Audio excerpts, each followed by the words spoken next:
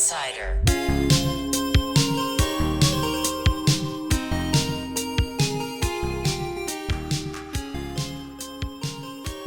Hello, everybody, and welcome back to Speedrun Insider. My name is CJitsallGewd. I'm your host each and every week. Thank you so much to everybody who's been listening to the show, for all of your likes, your downloads, your shares, your mentions, other things that you guys do to support the show. Keep doing what you're doing so we can keep the show free of the influence of the algorithm, the almighty algorithm.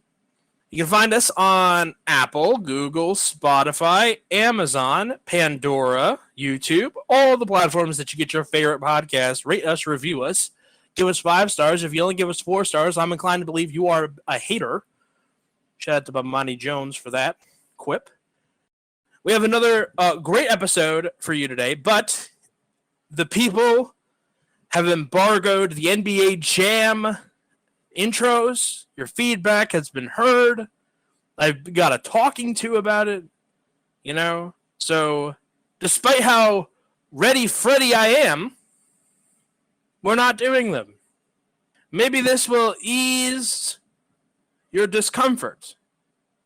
I think people don't like these ones even more. But my guest, you're gonna like him. I like him already. One of the founding members of ESA and the mind behind Break the Record Live. Joining me today is Edenal. What's going on? How you doing? Hey CJ, doing great. How's it going? Living the dream, one day at a time. Can't complain. I would, but who'd listen? Not listening. So, really interesting story about how this podcast got started. This podcast between you and I. You messaged me on Twitter, which never happens. I never get any messages, and you reached out to me, and I was very touched. What's wrong with people? Like, you gotta ask for what you want, right? You do have to ask for what you want, a lesson we learned together. Yeah. I am going to tell a story about you that you do not know, as I did not tell you before the show started. It is a personal story about me and my inner psychosis that involves you. So, Speedrun Insider, for those of you who don't know, you're listening to this show, hopefully you know. But one of the things about the show that I've worked really, really hard on is I've done very little to promote it. And this is intentional before people start freaking out and saying, like, oh, you only have so many subs on YouTube. You're a failure. This guy's clearly better. Listen, okay. The guy that has 3 episodes of his podcast is only ever going to have 3, and one of them's cheese. Okay? That's the disaster formula for speedrun podcasts, right? And I saw that trope over and over and over again. I was always disappointed by it, but they always went on Reddit, and they always made a big show. They always touted that they got this great guest, or like it's always an SM64 guy. They always get cheese or simply. They got him on the show, and then they did 3 episodes, and then by the 4th one, they're done. And they're putting up a different kind of video on their channel, and they're just done. They don't go back to it. So I said, I'm not going to promote this show until I get to 100 episodes, and I'm going to get there, to each at their own pace.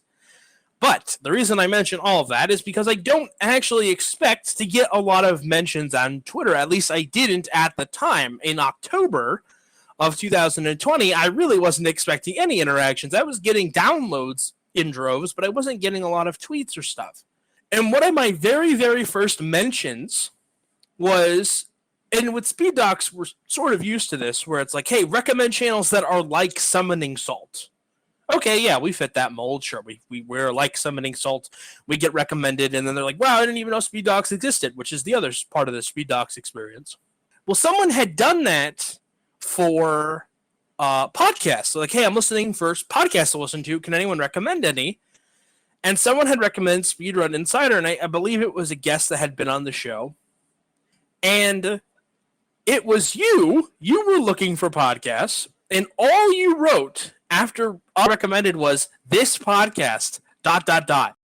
And when I tell you that I ripped my hair out trying to figure out if you meant this podcast is good, this podcast... I had sleepless nights. I asked people, I was like, what do you think he meant? And they're like, well, I don't know. It seems ambiguous. I'm like, it is ambiguous. I'm asking you what you think. Oh, I mean, it was a recommendation, hands down.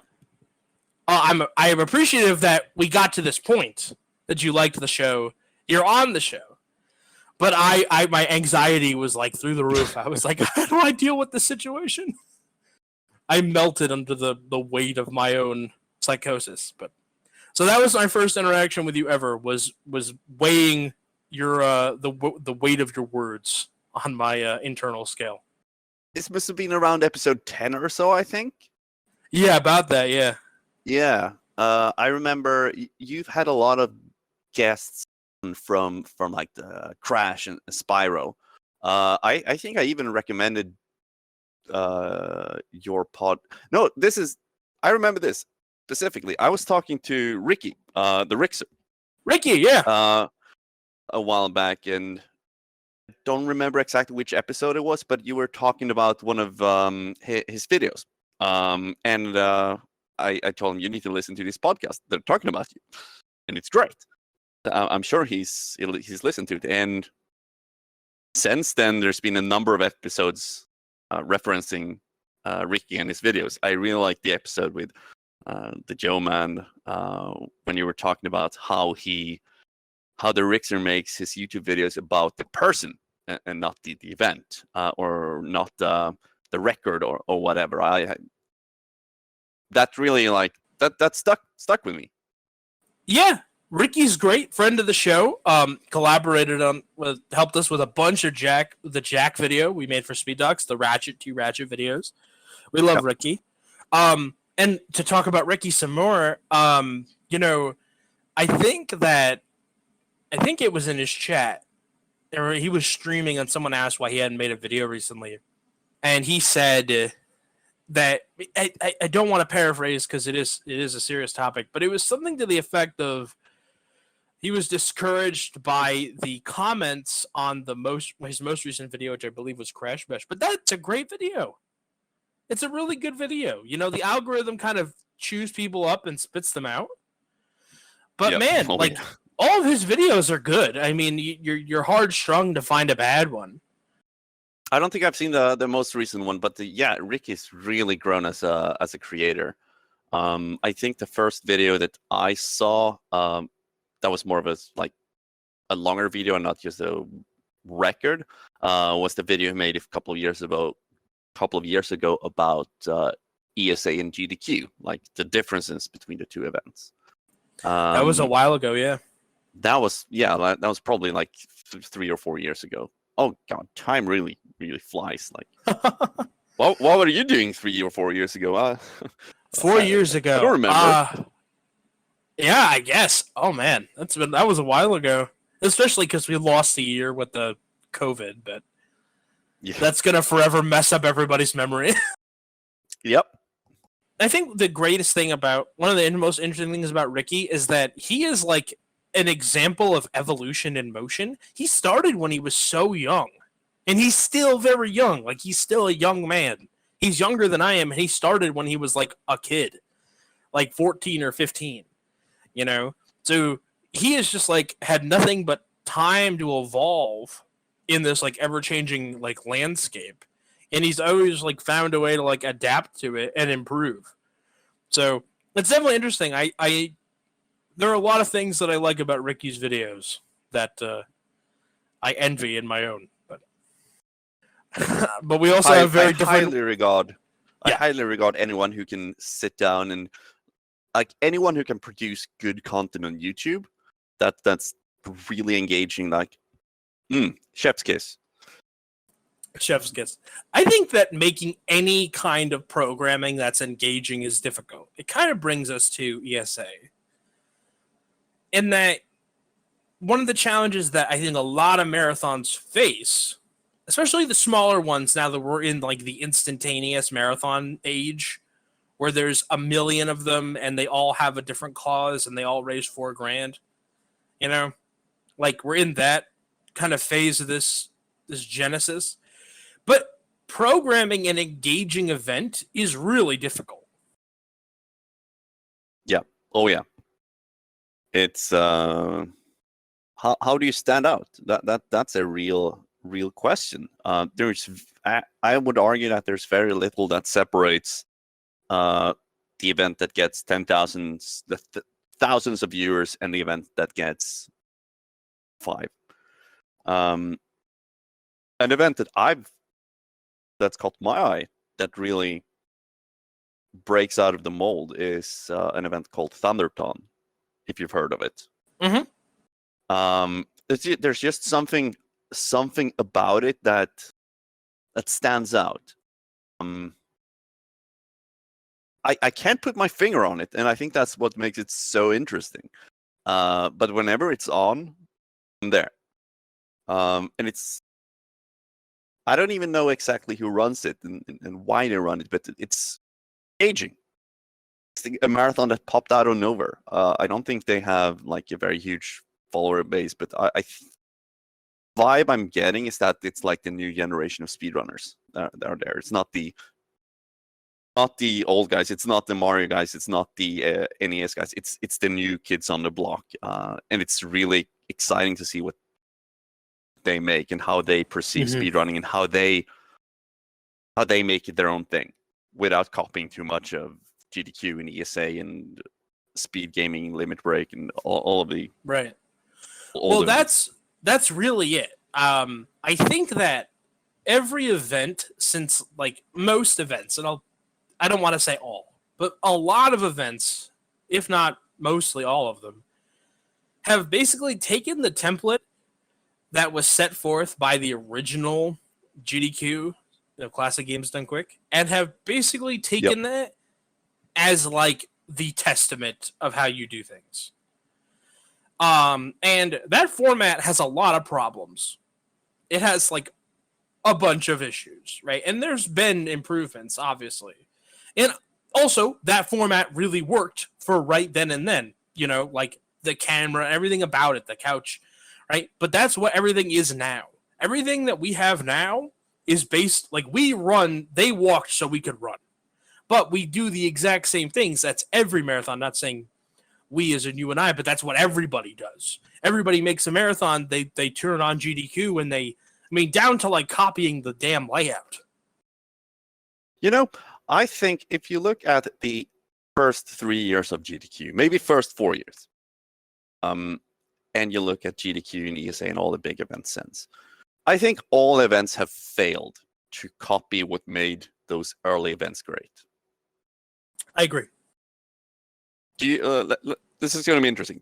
Let's see if you agree with my analysis here. What made the first ESA's GDQs great was that they were small. You didn't tune in to watch the spectacle of an event. You tuned in to watch your favorite speedrunners doing run after run after run, and then couching another 3, 4, 5 runs, and then they're back the day after. You tune in to watch everyone. It was like Home Story Cup. Like you tuned in and watched someone's living room.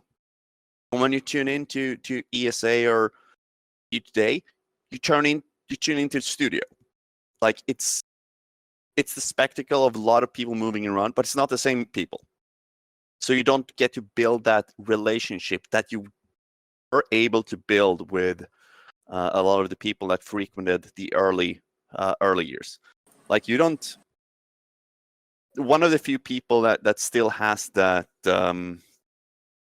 I would say, that you were able to build a relationship with is Spike Vegeta, because he's a lot of couches. I would say that Author Blues and a lot of people on the Awful Games block at GDQ, they're there a lot. Even though they're maybe not running, they're on the couch a lot. So you get to build that relationship. But most people are on the couch for one game, and then they're out. So you don't get to build. You don't get the continuity. To build on what you're saying, because I agree, I was going to say if you were to envision the two of the best speedrun couch commentators now, the top of the list has to be Spike and Author Blues. And it's because you don't get to know anybody anymore.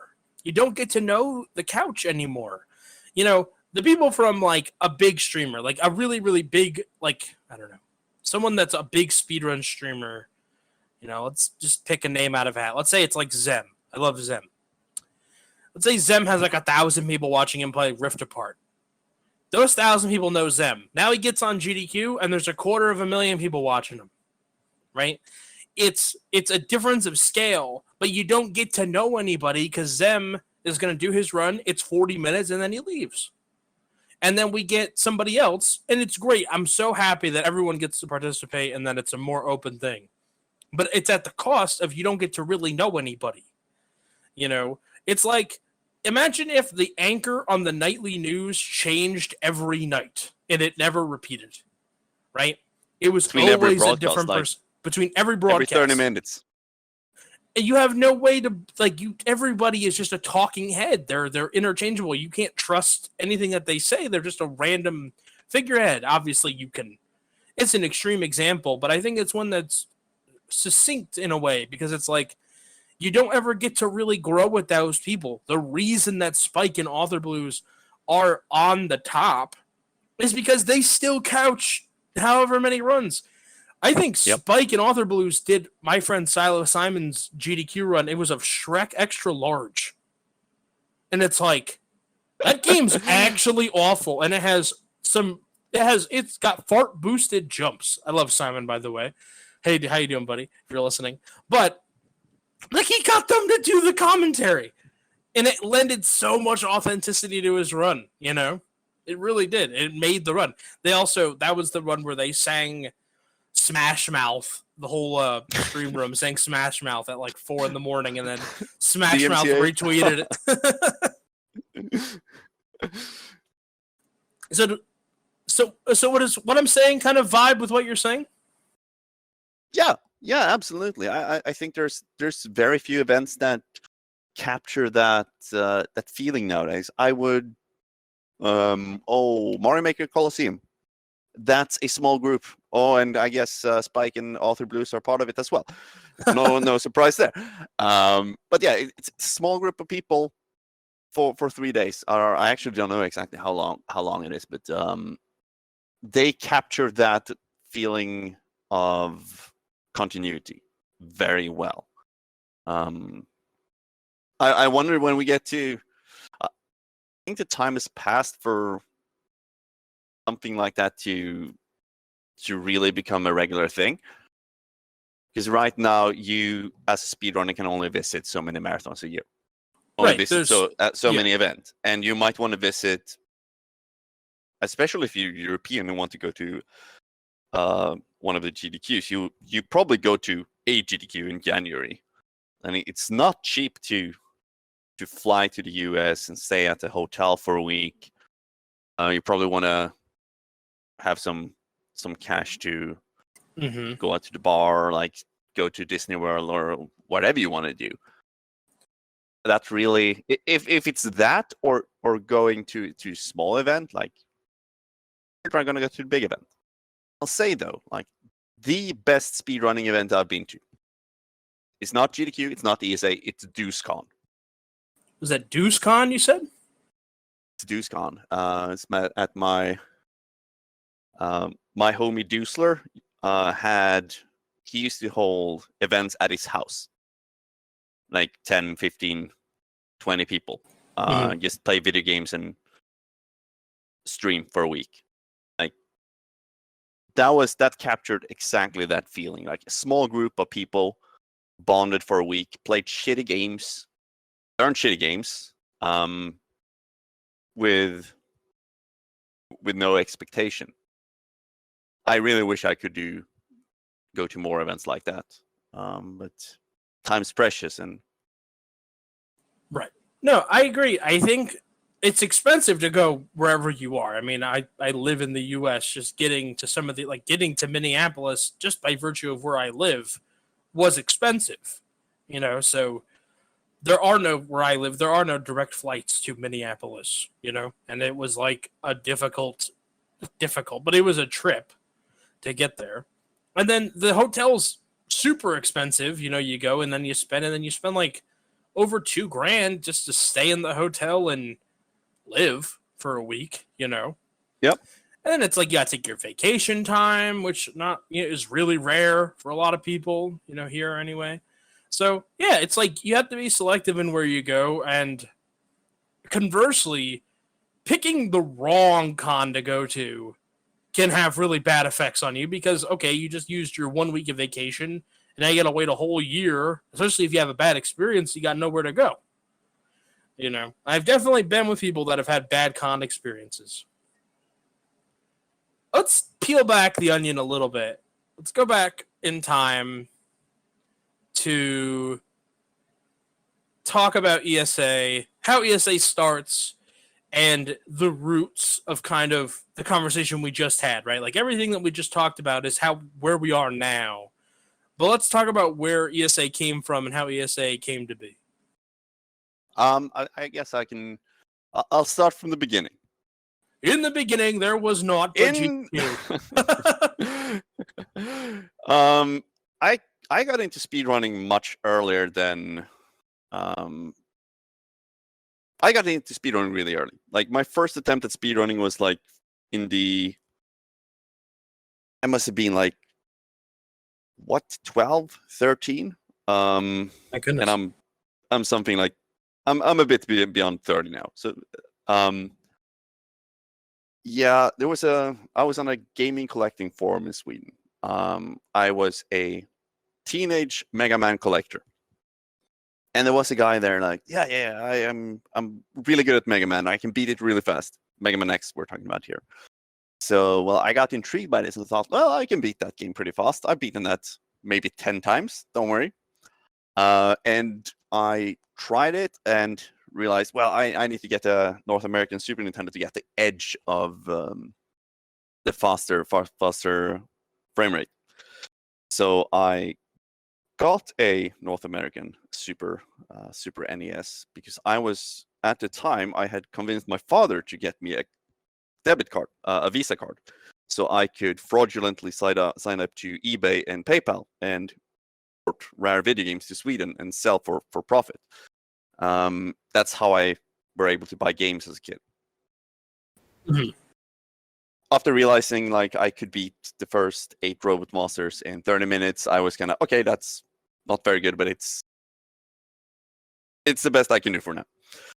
Fast forward a few years, I found Metroid 2002 and SDA, and I started watching like every speedrun that was available on the site. I would download a game, download a video, and watch it while I was sleeping, when I was going to sleep.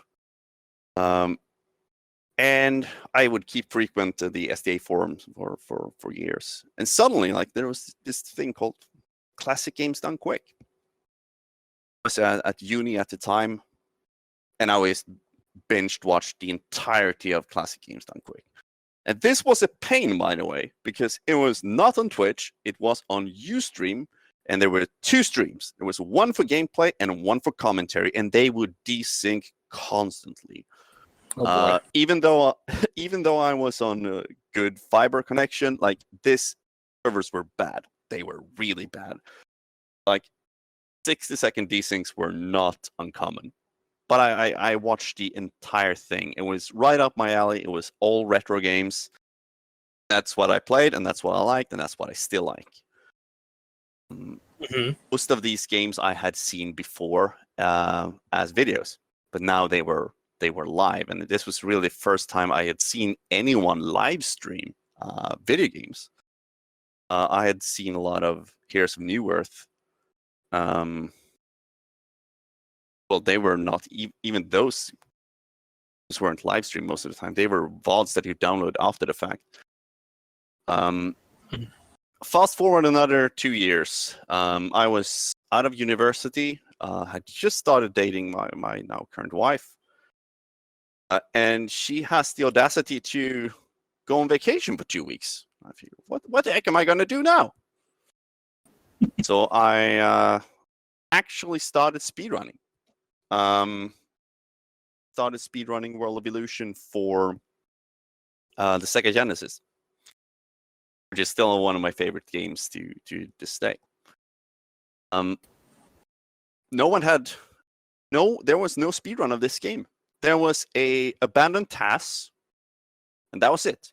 There was not even a proper long play on. There was nothing. So I over the 2 weeks, I routed the game and I finished the game in like 16 minutes, 17 seconds, or something like that. Later, get the rundown by another minute, and submitted on my first speedrun to SDA, which is still up to this day. Nice. Shortly after, there was some talks in the SDA forum about European games done quick. It was by legendary speedrunner Fresiman, a Swedish speedrunner who played a lot of retro games. And he had a rivalry with Mike Ujama in Mega Man X for a long time, which I followed with much enthusiasm. He was one of the original, he was not a founding member, but he was an attendee of Classic Games Done Quick. So like he had been speedrunning for a long time up. He had tens of runs on the SDA, so he was a really, really highly regarded speedrunner. And he really wanted to bring some of what he had experienced Games Done Quick to Europe. European Games Done Quick turned into Swedes of Speed, and later into ESA, which wasn't European Speedrunner Assembly, it was European Speedster Assembly, which we later changed. So GDQ's involvement eventually fell out. There was never an involvement from GDQ. It was like, yeah, you shouldn't be using this name. You should probably pick something else. And that was about it. And so we started up ESA. It was sprung from a small local gaming organization, nonprofit called Udendi, which Fresiman was a part of, among other people. And for the startup meeting, I took the train to the town that they were in, and we sat down and, okay, so you're going to do the scheduling, you're going to do the tech, you're going to do the PR, you're going to do the website. We allocated tasks and then said, okay, let's carry on the forum. And that was about it. That's how it wasn't much more complicated than that. Mission started rolling in the forum. It quickly, like I mentioned, it started as Swedes of Speed, but it quickly turned into European Speedrunner Assembly because there were quite a few Europeans that wanted to come to the event. That's how ESA started.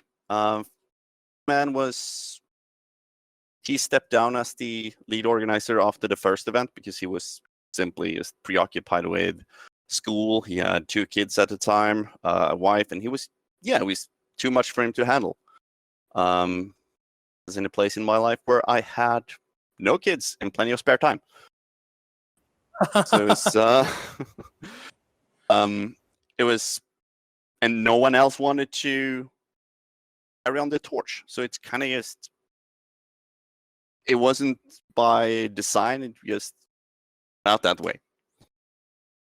I'm interested in, so this is, what is that? It's been like almost 9 years. Is that right? Almost 9 years. We're coming up to 10 next year. Yeah.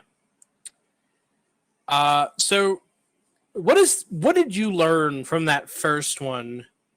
If Wikipedia is to be believed, the jump from the first to the second or the third ESA were big strides and not little steps, right?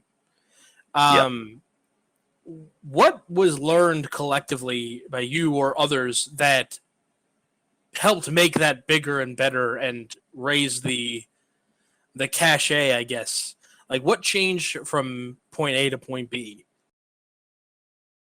I wouldn't say there was much like the big learning points came much later. Okay. I would say the increase, we were prepared for the increase in size and in scope for the first, I would say, 3 years. wasn't until like the 4th year where we like we need to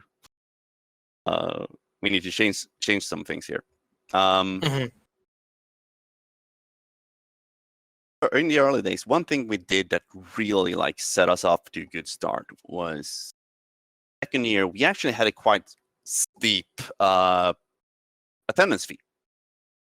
The money that we got from, we didn't have sponsors or anything back then. We're like this was like collective effort from the people coming. The attendance fee was quite steep. It was like base money, $90. Wow. But $90 times 20, 80 attendees, like that makes up some. That made up enough money to invest in stuff that we needed. We wanted to stuff we needed to grow the event, and it set us up with a buffer to continue running the event. I mean, wasn't until the event grew to like 200-300 attendees that it was really hard to keep up. Doing badges for 70 people, okay, that's doable, like by hand. Right. Doing badges for 300-400, like you need to automate that process, and you need to have someone that's responsible for the process. Yeah, absolutely. I would say that's when the problems start. Was that 2015 or 2016?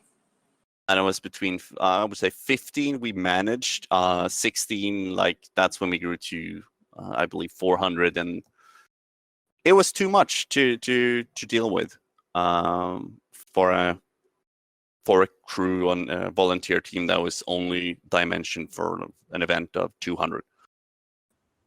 Okay. So what changed? Like you gotta automate, you gotta find new ways to do old processes that you've been doing for years. Like we started to become much more process oriented, making essentially like having regular planning meetings and planning calls, and like we had a of ESA was organized initially through like the tech crew or the tech team, because we were all a bunch of nerds that loved. So like it was natural for us to keep in contact and chatting around the year. Like we were like daily on like, oh, I found this cool tech thing here. Is this? How can we implement this in ESA? Like lots of open source projects, like, oh, if we just spend 50 hours building this thing, like we can save a penny here. Great, let's do it. There's just a time when time becomes less valuable than money. You can't buy. You can't automate yourself out of a check-in process for 500 people. And still have the event be safe. Right. And as the event grows, like as any event grows, like if you're an event for 70 people, there's 70 persons that might ask questions. If you're 500, like your DMs on Discord or Skype or whatever, they're gonna be a lot of DMs that someone needs to take care of. And that will stop you from doing other things. So there. I think that one of and I'm interested in what you think and how you feel about it. One of the things that I think lets me get stuff done, because when I was younger, I always struggled with being a procrastinator, but it was just because I was like, I had no motivation to do stuff. And then I found out motivation's kind of overrated. So what really always got me was like basically the end of it. I'm a landscaper, right? I'll mow your lawn. give me a field to cut on a big piece of machinery, and I'll get that thing done 80% of the way, right? No problem. 85, 90% done. I'm not a finisher. I don't give me the hedge clippers.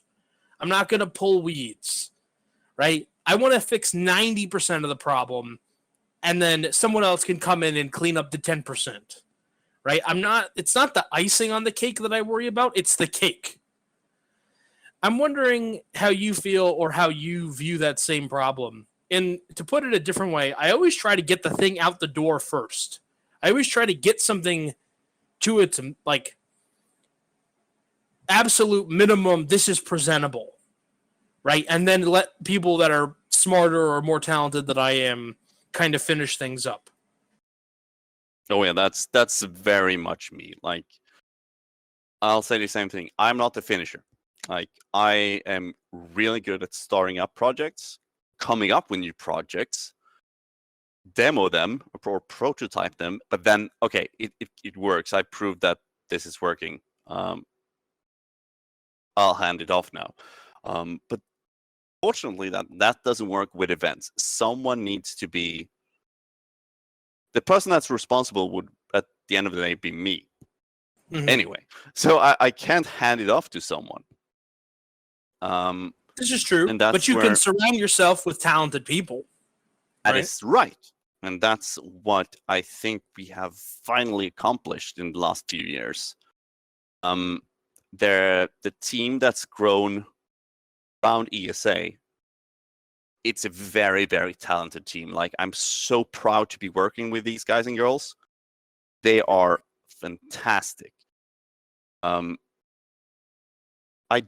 think this was 2017 when we started having weekly meetings, like where we would every Monday. We still do, by the way. We still every Monday, the core group of people and all the team leaders and seniors are in a call together, if only for 45 minutes. Like, to if we don't have anything to catch up on, like anything that items that needs to be done, it's a social call, and it's build a really tight team.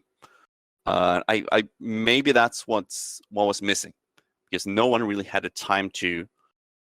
I like the analogy of the wheel. What's it called? Wheelbarrow with the square wheel. If you've heard it. Yes. Yeah. You keep pushing the wheelbarrow in front of you with a square wheel instead of stopping, taking it off, and change it to a round wheel. And that's kind of what we did for a very long time. We just brute forced our way. We threw manpower at stuff, and it worked to a point. Yeah. It's really interesting when you're putting me on a spot like this, because I can't see like one thing that we changed that was revolutionary. It was all evolutionary rather than revolutionary, if you know what I mean. Yeah. Small things changed along the way. Responsibilities were delegated, and thing we did, this was important. This was like I would argue that this is the big change from an okay event to a great event. We were not happy with how the event went in 2016. Internally, we joke about it like the event that never happened. Okay. We had a lot of technical difficulties during that event, and it was all due to poor preparation. Then that's the truth. It was poor preparation. So after that event, we had a boot camp, a regular boot camp where we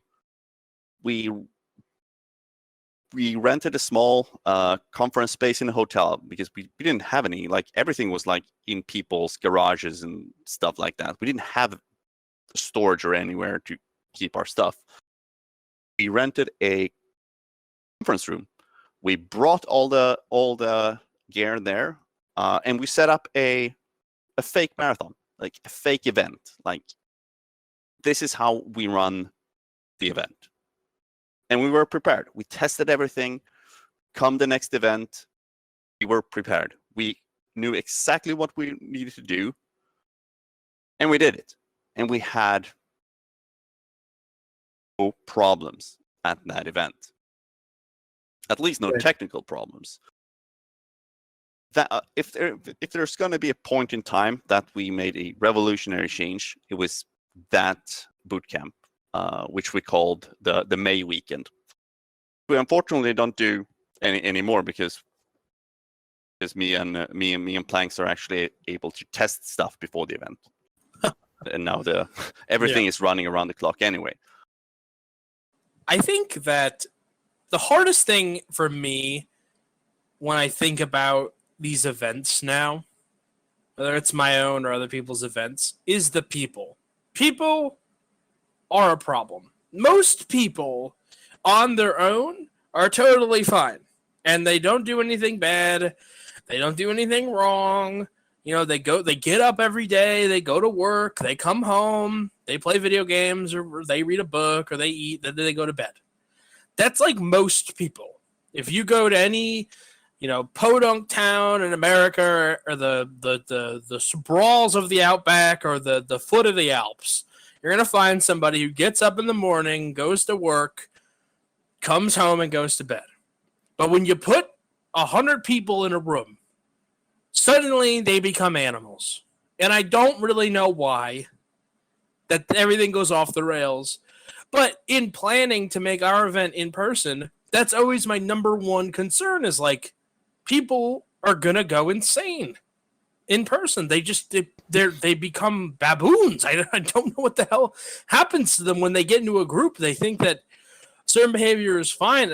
I'm terrified about somebody getting hurt. Not even like in the context of like an assault, but like, hey, watch me jump up and down on this table. Like, what are you doing that for, guy? Like I just, that stuff drives me crazy. It's one of the main things that I think about when I think about planning an in-person event. Do you ever get worried that's about people? No. Never. No. It's like we've done events. I've done like 30 events now.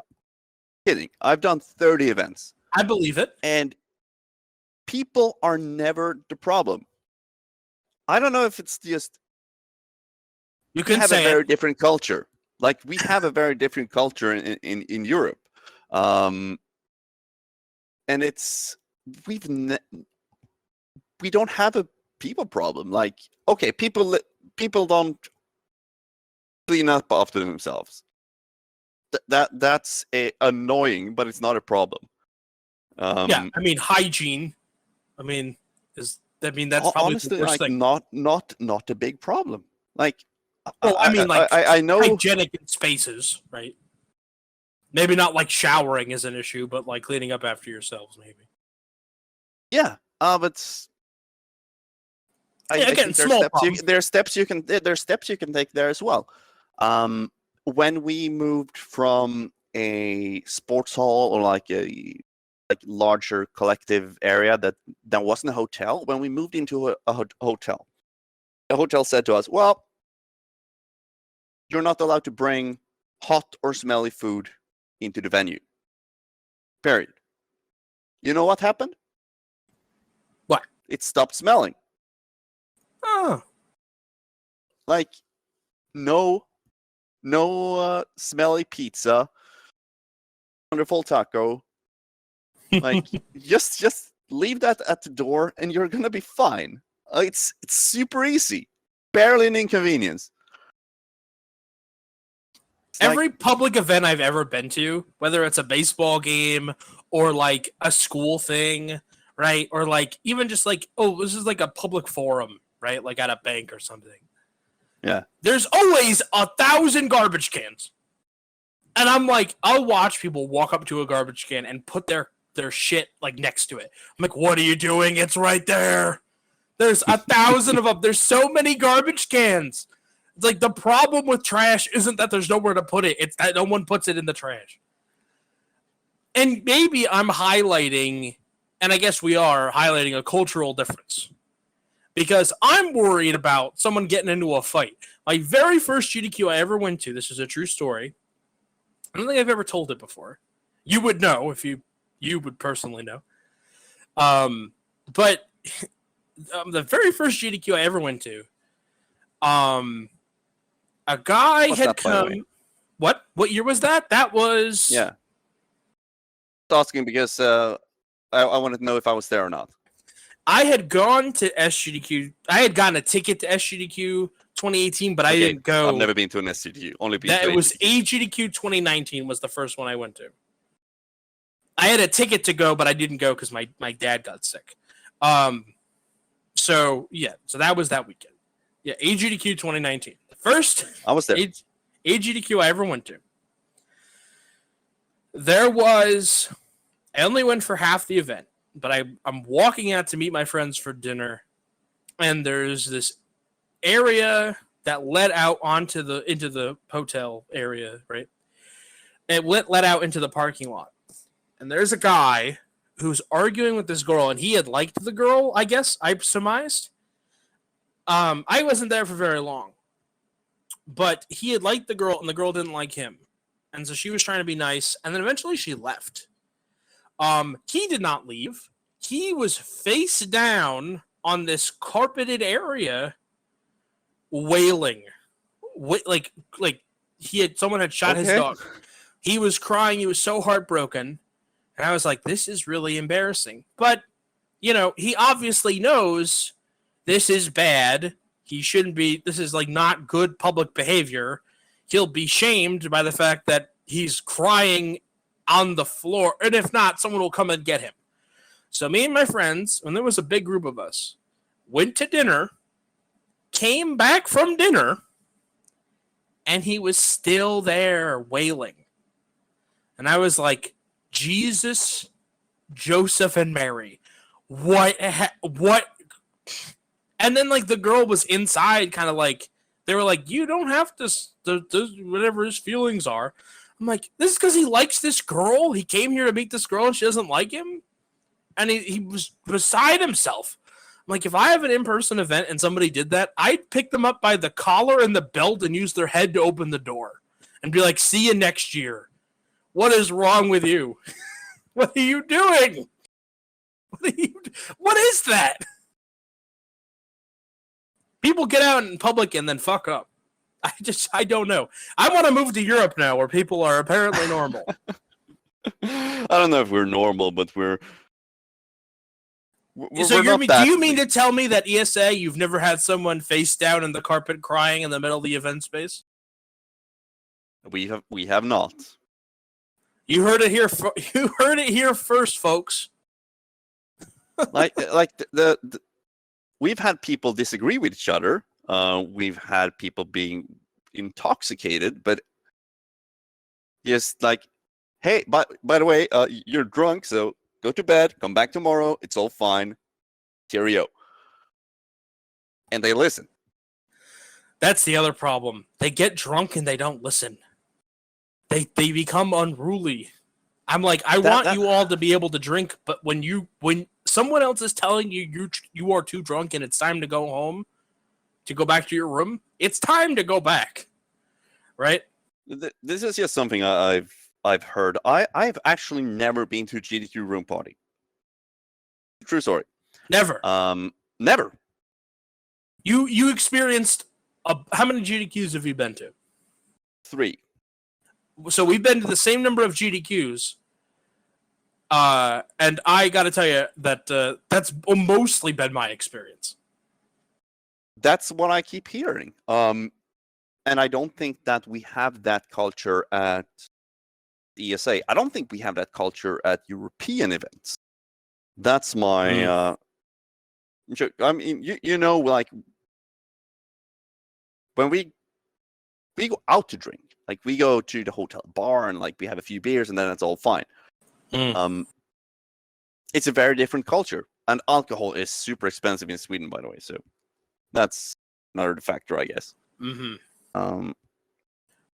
Small cultural differences. If I can jump in real quick, I think that there may be something to the fact that at least the generation that I think it might have ended a little after me, but it was this whole like 20-year generation of American public schools pushing the DARE program.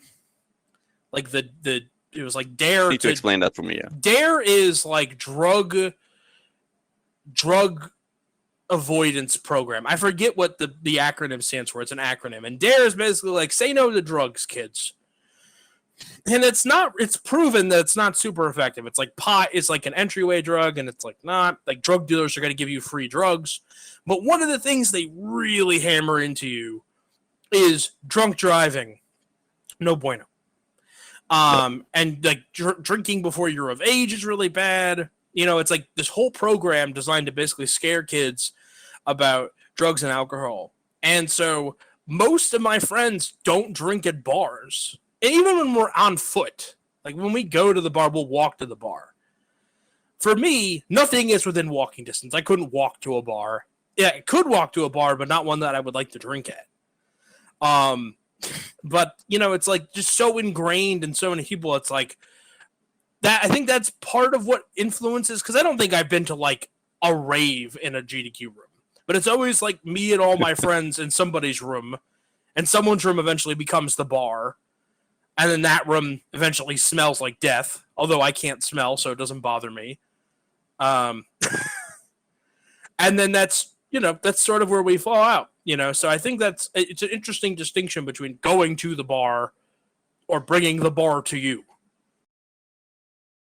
I guess the drinking age is very different in Europe and North America as well. Like, yeah, if your age to drink at the bar in Sweden is 18. I think it's even less in Denmark. Not sure about Finland or like Norway, Germany, but that doesn't matter because people start drinking when they're like 15 anyway. And not just a few beers. Like people definitely drink here. I think culturally it's different. Like wine with dinner is not something anyone that's in the something town. You need to be like 25 or older to do that. With grace. It's not like the French, they start guzzling it down in the baby bottle. Oh, the French stereotypes, they're great. You know, funny story about stereotypes. ESA story time. I think it was ESA 15. Like we were designing a this was LLK. She was helping ESA to design a shirt, a T-shirt that we would like print and give to everyone. And the idea behind the shirt was European stereotypes. And she designed this great shirt. And we showed it to a couple of people, and the feedback was just horrible. It's a shame because the shirt was so fun. It was so great, but everyone was like, "No, I want the ESA logo. That's what I want." Okay, so we got that, and that shirt was really popular. But sorry that that shirt was lost to time because it was great. I think that shirt encapsulated what's great about European speedrunning events. All the different cultures, like the French and the Germans and the Swedes and the Finns. All the Norwegian, or not Norwegian, all the bickering between the Nordic and Scandinavian countries. That's, yeah. No, I mean, there's definitely proximity to other cultures is definitely something. We have that on a much smaller level here. You know, like that's between like states. Like, I mean, surely you have your like East Coast and West Coast states and the flyover states. Yeah, I mean, like even like once you cross the border, like into like West Virginia from Pennsylvania, it's a different world, right? Okay. Like even places within states, like you cross a certain point in Pennsylvania, and it's like this is like tin buildings and like moonshiners. Like where the hell am I? You know, and then it's like, oh, there's the Amish, right? It's weird. It's not. There are like neighboring cultures and stuff, and like you can get different like different strokes and different folks. I don't overhype it a lot because it's like whatever, but I've been up and down the East Coast, and I've kind of gone west a little bit, and it's all different, but it's all just similar enough to keep it all together. You know, it's really weird. I'm from New York. Nobody's nice here. Everyone's an asshole. Nobody. Really? Really? Like, for example. That can't be true. Okay, here you go, right? This is Blackie's from New York. Like, can't be true. He's the nicest guy in the world. This is something that, like, I didn't realize until someone pointed it out. But ask me what time it is. It's time for you to get a watch. Like, instead of just telling you the time, like, you asked me to tell you the time, and I was like, what time do you think it is, idiot? Moron. Like, jerk ass. It's like, it's time for you to get the hell out of the way, right? Like, there's just, everything is so, like, the East Coast is so bitter sarcasm. It's just like, you never get a straight answer out of anybody. No one ever tells you the truth. No one ever gives you the answer. It's like, hey, is the answer to this question purple? Yeah, no, it's yellow, dummy. It's like, okay, fine, just tell me it's purple. Okay, I'll take it back. All New Yorkers are trash. There we go. Blecky excluded. Excluded. I have been in New York twice, and I've been robbed once. That's good odds. Yeah. I never put anything in my back pocket. They drilled that into me at an early age. Don't ever put anything in your back pocket. Because that's how they get you. They lean into you and they pick you. They pick your pocket. Yeah. Luckily, they didn't take my passport. It was on the way to the airport going back, and they got my wallet. No kidding. Oh, my God. I knew somebody at GDQ that lost their passport, their phone, their wallet, and their shoes on day 0. And then they were from the UK.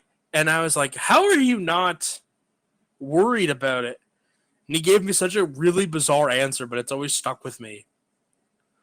All right, it's going to show up or it's not, right? I'll figure it out. What are they going to do? Not let me go home? And I was like, that's exactly what they're not going to let you do. He was like, no, they're going to let me in. I couldn't believe it. Even his shoes. The man lost his shoes. Oh, God. How? I'm 100% lifetime in knowing where my shoes approximately are. I've never lost my shoes. Like, outside of my house. That's weird. That's just weird. You know, speaking of passports, when we were going to TwitchCon Europe 2019, I was like, my planning sucked for that event. The event was great, by the way. However, the day before we're leaving, I'm being reminded that, your driver's license doesn't act like a passport. Shit. My passport had expired. I was driving to Germany for TwitchCon Europe with all our equipment. Everyone else was meeting me there. Luckily, I was able to get a passport within 24 hours. That's purple amazing. Temporary passport. That was a big whoopsie. But it worked out. I want to talk to you before we have to go. I want to talk to you about Break the Record Live because I've said this to other people, but I'll say it to you. Break the Record Live is the biggest innovation that speedrunning events had in the last 10 years. Like, it is the... That means a lot. For people that...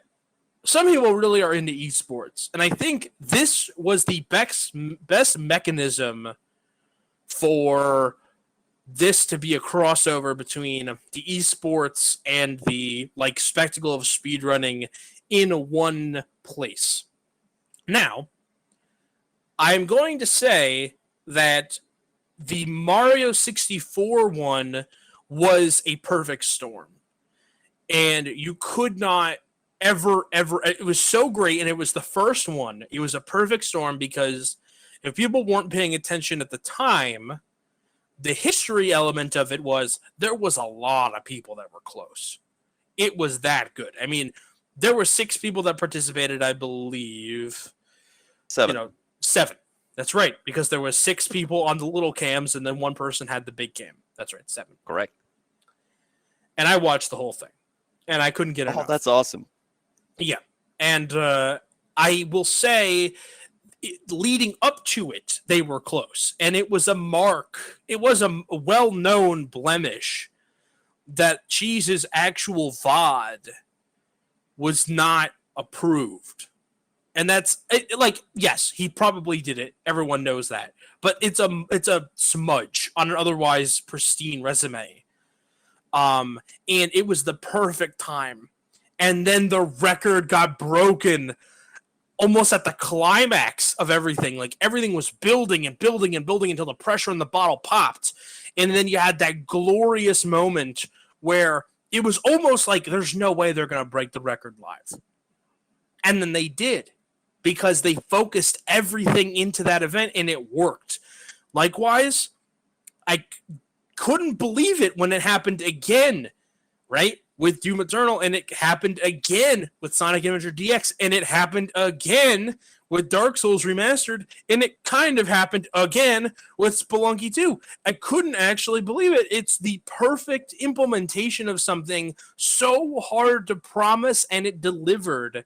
And that's why it is the best innovation that we've had in speedrun live programming in the last 10 years. To kind of tie this back, it's even better when it's in person.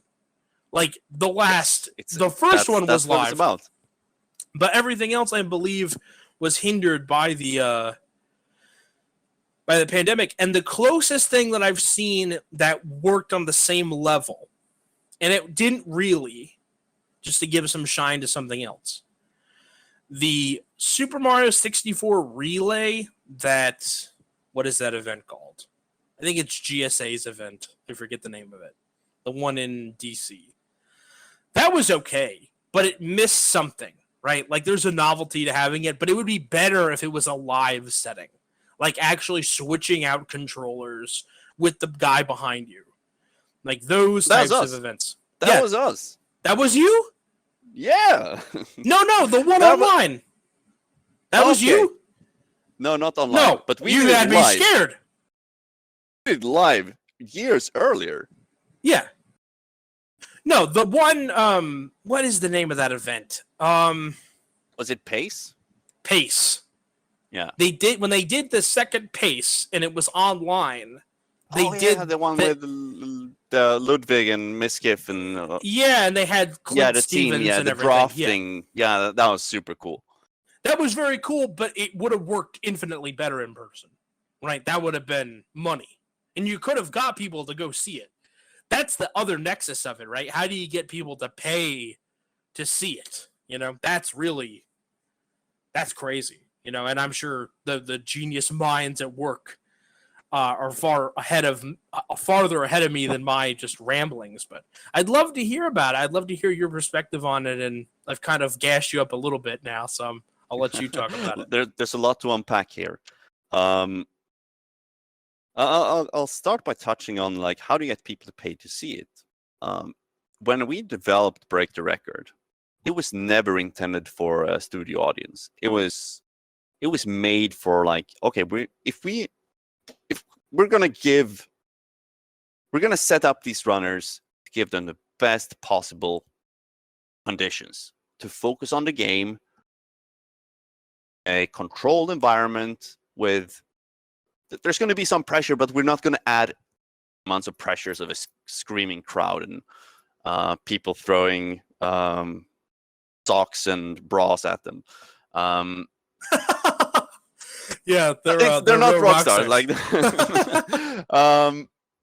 no. So we just want to make it a community thing, because, like, the Mario guys, you're right, it was a perfect storm. There was not only that everyone is so close to the record, they were all grinding because the bounty that wasn't paid out because of Jesus' unfortunate issue with this capture equipment. And we were when we were putting the event together, which we did in no time, by the way. Like it was like 40 days between. Okay, there's an opportunity here to. We're actually live with the event, and we're set up, and everything kind of works, and go. We just like, okay, hey Twitch, this is a cool idea, and they agreed. It was a cool idea, so we went for it, and we were able to find another sponsor in Elgato to pay an additional $5,000 for the prize pool, $5,000 for the world record bounty. So a they were perfect really happy about sponsorship that. too, by the way. An amazing. It was. sponsorship. It was. I don't want to say it was easy, but like when you have a pre-existing relationship and a good pitch and a perfect storm, like yeah, it wasn't a hard sell. I work in advertising and marketing, and the idea that like, oh, well, his previous run, his previous record was marred by a capture problem. Like having the sponsor be a capture thing is like amazing, right? That is the perfect like punctuation. As someone that works in advertising, that's something I couldn't dream of. Yeah, in what I work with. Yeah. Yeah. So the event Break the Record was inspired by a few different things. Method raised the world first in World of Warcraft. I love that. Love that race in the competitive raid segment of World of Warcraft. It's so good. As a previous hardcore World of Warcraft player, it speaks to me. Mm-hmm. Rivals. The other thing, like Twitch Rivals, the first Twitch Rivals was a speedrunning event. It was the first time we saw the format, or if you want to call it the Break the Record format or the RTA format. Speed Gaming have done it as well, like Pass the Torch and Chase for the Record. We weren't first. We were the first to put it in a studio. And that's what we saw that we could do. Like, the event was all about maybe breaking the world record and having all of your friends there to celebrate. And the Mario guys are really close. They were while they were racing or while they were grinding for world record, they were joking. Like they were having fun. They were throwing jabs at each other and Twitch chat. I'm sure you remember like all Liam's fans in the chat. That was maybe 50% of the chat with like and the Liam HD meme that was spawned. I think it was the first time he was streaming with a decent camera that wasn't looking like a blocky camera. I have a fun story about Liam. Yeah, go ahead. Shoot. So I had a friend. He's not online anymore, so I won't say his name, but his name was Dan. Like I won't say his tag, but his name was Dan. And Dan was staying in a room, and someone who was staying in the room, he said, "Hey, I can't go to my room right now because my roommate's sleeping." And I was like, "Okay, can we just can I go put my bag down? My room's not available until like 2." And he's like, "Okay, cool." So we go put my bag down, and the guy's up, and it's Liam. And I'm like, he's like, Cheese said that Liam's the next guy who's going to have the world record besides him. This was like AGDQ 2019. So I was like, okay, yeah, whatever. Liam hadn't really done anything yet. And then Liam, while we were at the event, he, Dan and he introduced him to all the Pokemon Snap guys, which I speedrun as well. And Liam actually had the record in Pokemon Snap, the original Pokemon Snap, right before he got the record in SM64. So kind of small, little interesting factoid about that. But I met him and I'm like, yeah, okay, who's this guy? Yeah, it is. And anybody can do it. Anybody can have the run, right? It takes a lot of work, but you never know. Anybody could step up. It's pretty crazy when you think about it like that. Yeah, like the story we keep hearing about Cheese when it comes into Siglemic's chat, they're like, who's this guy? Or you sign up for a race or something like that. Who's this guy? I don't guess who's got the record now. Break the Record just it's made for live. That's just it. Like it's made for live. I don't think this is something that we've talked about. Like, but we had an event planned in April last year, and we canceled. Like, there was flights were bought, we were ready. We were like weeks away from announcing, and then no, I don't think that's gonna happen. Right. That sucked. I'll tell you that. I'm so excited to go back to events again with Break the Record Live. I think that we have done a lot of good figuring out what works and what doesn't work in this past year with Break the Record. There's just something special about it being live. That you can't fake that, and I think everyone sees that with the marathons as well. Like you can't fake live. You can't simply not as exciting. I think we've also reached about the limit what we can do with Break the Record when it's online, or maybe not. I have plenty of silly ideas that I still want to do. But I'll say, developing and working with Break the Record is extremely toxic, because I keep comparing myself and ourselves towards these huge multi-million esports and TV productions. Like, how do you do that? And you look, I'm a huge Dota fan. So you see these huge augmented reality stages. Like, do that. How can I do that? How can we do player profiles? How can we send camera crews out and get super cool shots of all the runners and backstories? And like, nope, no.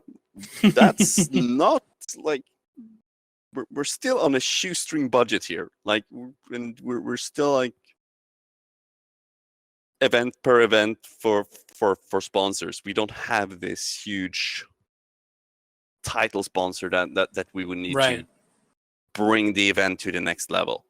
That's I guess that's just how I look at speedrunning events from my perspective. I always like try to find ways to innovate and improve.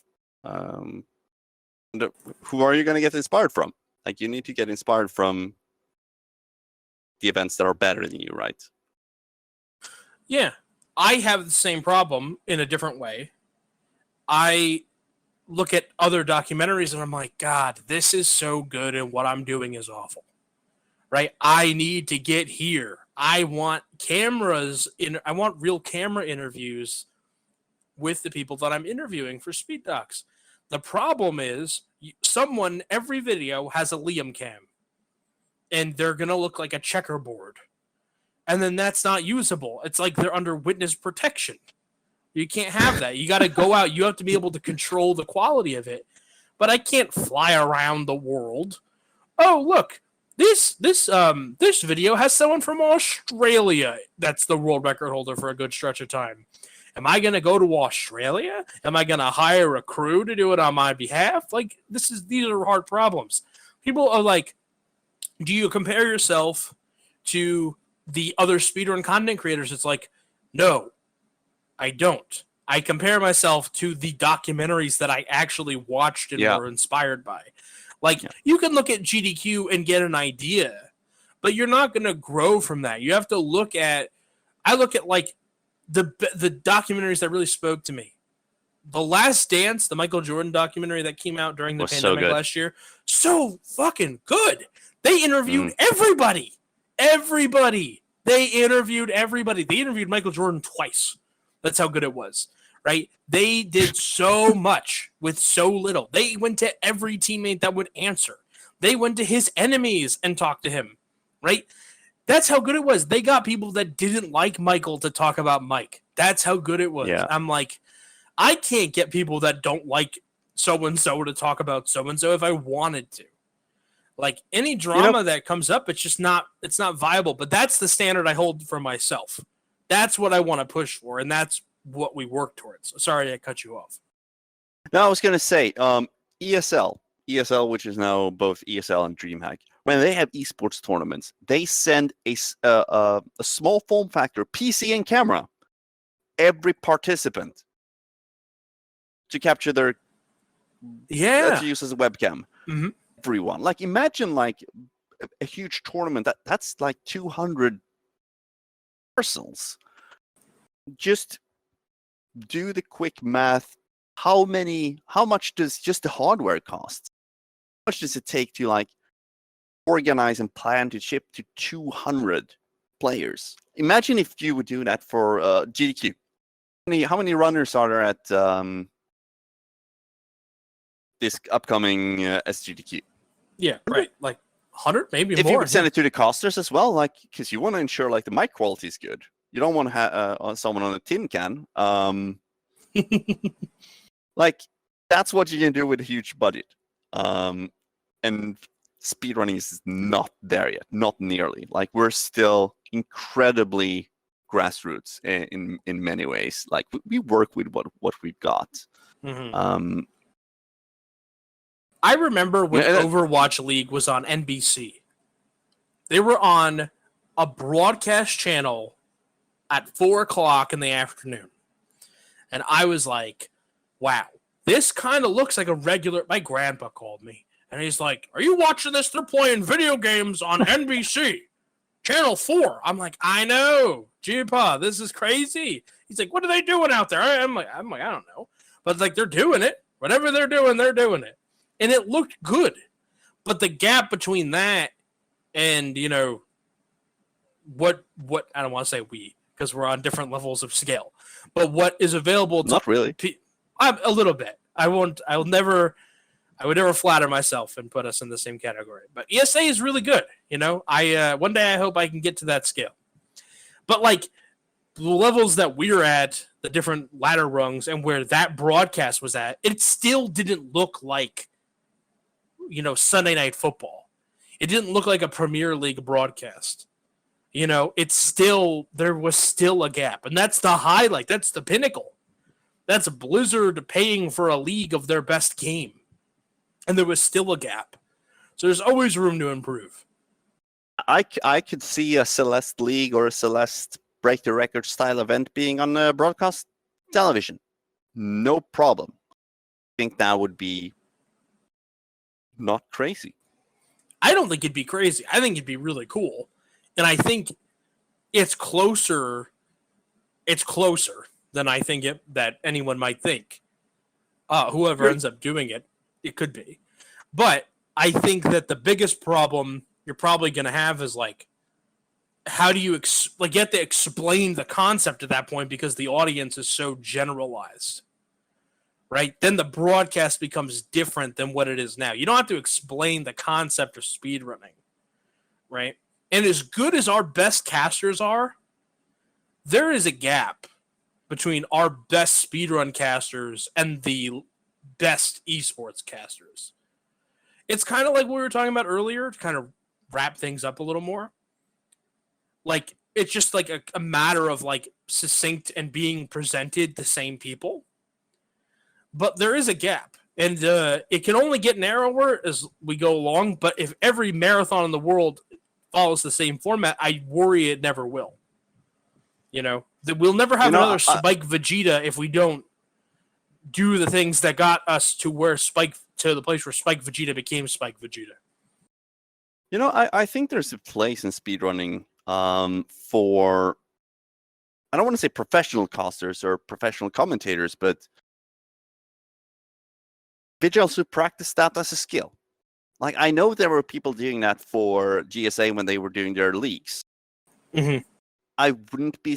I don't watch enough of the speed gaming leagues to know if they have super great casters for their tournaments that they're hosting. I would imagine that the randomizer, A Link to the Past randomizer commentators are great. And if you can take that skill and take that to any other game, I think that there's a place for you to to hop around between. Like, Mhm. why wouldn't you like?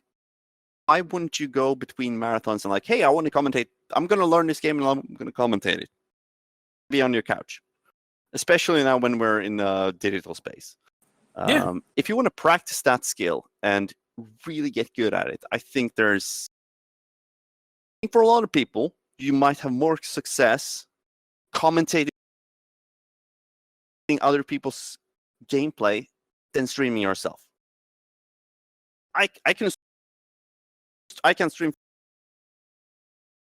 for shit. I can't multitask and I can't person chat while I play the game.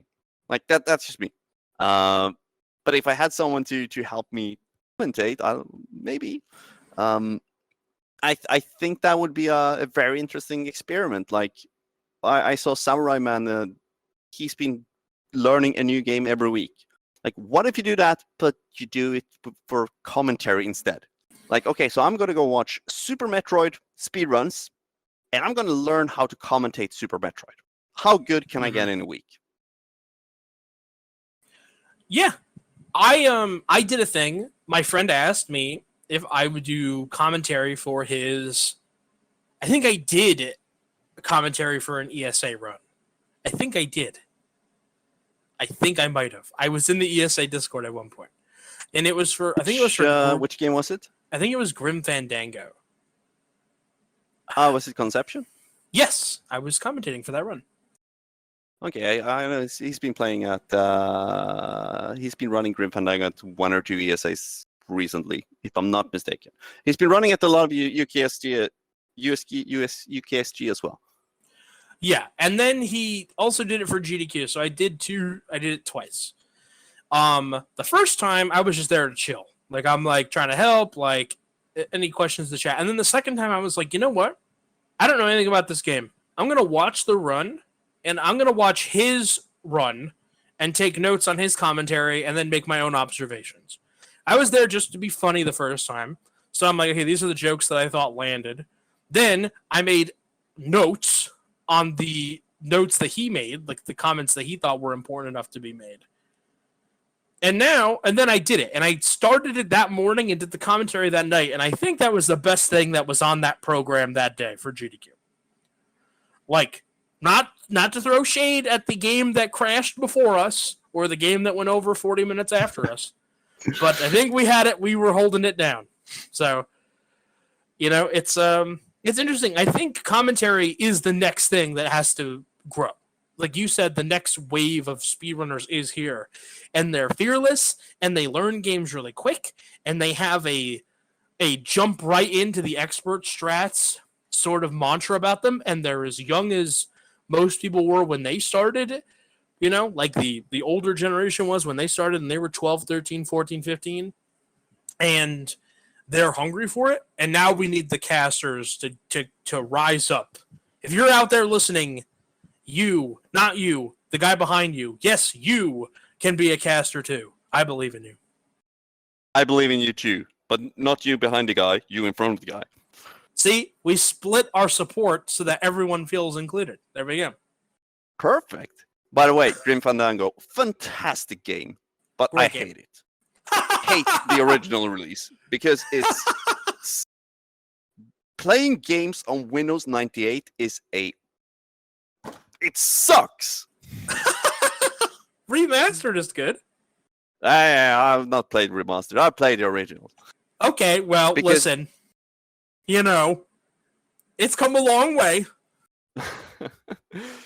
Okay, just anecdote from Grim Fandango. For those of you who haven't played it.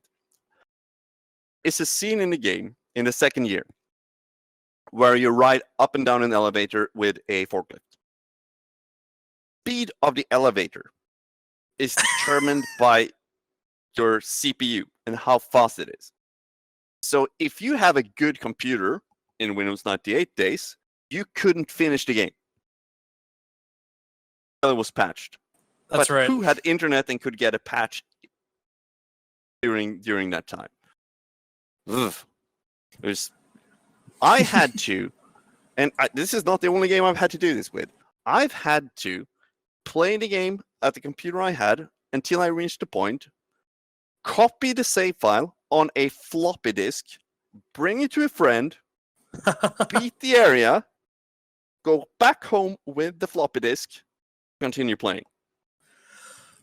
That part is still a problem to this day. Like, it's not good. I mean, it's fixed, but, it's not good. It's still pretty bad. Whenever we do that, whenever I do commentary for Nate Conception, he's like, I need to concentrate right here. And then I'm like explaining it because it only works one way. Yeah, it's pretty precise. So it's more precise than you would think that game would be, but it is for some reason. So we have to wrap up soon, but was there anything that we wanted to touch on that we didn't get to talk about?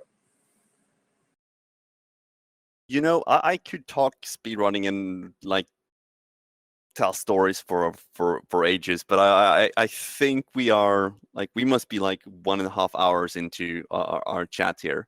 Yeah, 1 hour, 29 minutes, and 26 seconds. I knew you'd be counting the seconds. You were having so much fun. Well, listen, if you have that many stories, you're always welcome to come back, of course. You were a phenomenal guest. And I had so much fun. I appreciate that. I try to make it fun for everybody. Thank you so much, Edenal, for being on the show today. If you want to follow my guest, you can follow his personal Twitter. That's Edenal, Edenal SDA, Sam David Adam. Short for old boy. Old boy.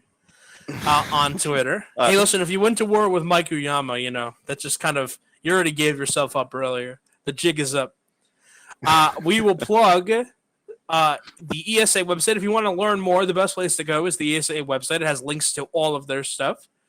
You can go to esamarathon.com. It has their schedule, their submit, the volunteer thing, the news, the events, the event guides, the submission guides, everything that you want to know. You can go on Twitch to find ESA, which ESA is always streaming all the time. Most of the time. ESA Marathon on Twitch. And the same thing on YouTube. ESA Marathon on YouTube. You can find all the happenings, the goings on for ESA wherever you need to find it. So thank you so much for being a guest on the show. I really appreciate it. Thank you for reaching out. Thank you to everybody who listens each and every week. Continue to do what you do best. That's listen to the show. I'll never ask you to do anything other than listen to the show. Your support keeps the show going. If you like the show, tell your friends. Download, like, subscribe, do all the things that you already do. We have a great episode for you next week. I'm really excited. I don't want to spoil it, so I'm not going to. But tune in next time. We'll have another great guest, and I hope you have a great rest of your day. Thank you so much, CJ. Pleasure. Pleasure.